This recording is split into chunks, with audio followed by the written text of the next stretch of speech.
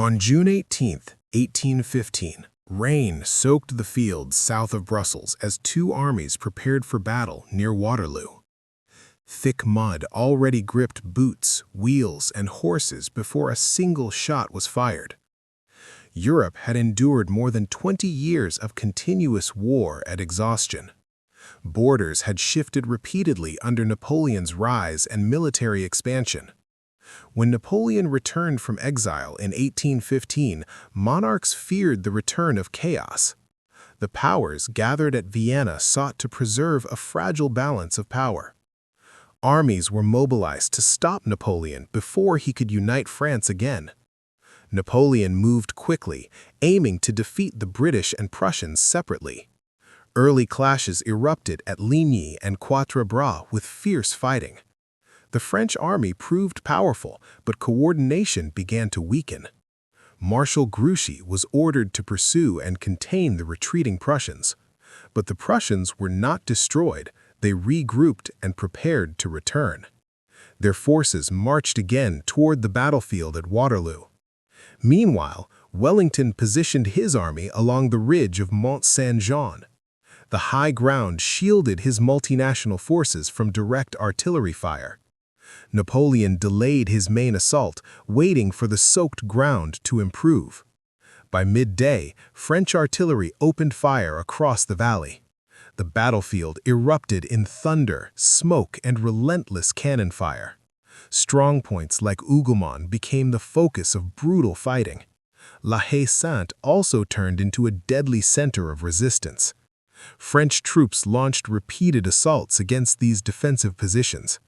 Each attack consumed valuable time and drained French manpower.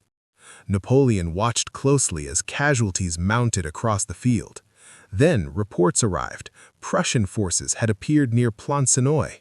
The French right flank suddenly faced pressure from a new direction. The battle transformed from a duel into a fight against encirclement. French reserves were rushed to defend against the approaching Prussians. Heavy fighting erupted in the village of Plancenoit. Street battles and close combat determined control of key positions. Despite resistance, Prussian forces steadily pushed forward. At the center, Wellington's army held firm behind the ridge. Allied infantry endured relentless artillery bombardment. Cannon fire tore through formations but did not break the defensive line. Napoleon made one final decisive move, committing the Imperial Guard. His most elite soldiers advanced uphill in disciplined formation. The Guard marched through smoke toward Wellington's center. Allied troops prepared to meet the advance with concentrated fire. A massive volley shattered the momentum of the Imperial Guard. For the first time, the legendary Guard began to retreat. Word of their withdrawal spread quickly through French ranks. Morale collapsed as soldiers realized the battle was turning against them. Prussian forces intensified their assault from the eastern flank. French units struggled to hold defensive positions under combined pressure. Communication between commanders broke down amid chaos and smoke. Orders failed to reach scattered battalions in time. French formations began retreating across the muddy battlefield. Allied forces advanced steadily, tightening control over key ground. Prussian troops captured remaining strongpoints in fierce fighting. Cavalry pursued withdrawing French soldiers across open fields. Artillery positions were abandoned as collapse became unavoidable. By late evening, organized French resistance had largely disintegrated. The battlefield was filled with fallen soldiers and shattered equipment. Napoleon ordered a full retreat to preserve what remained of his army.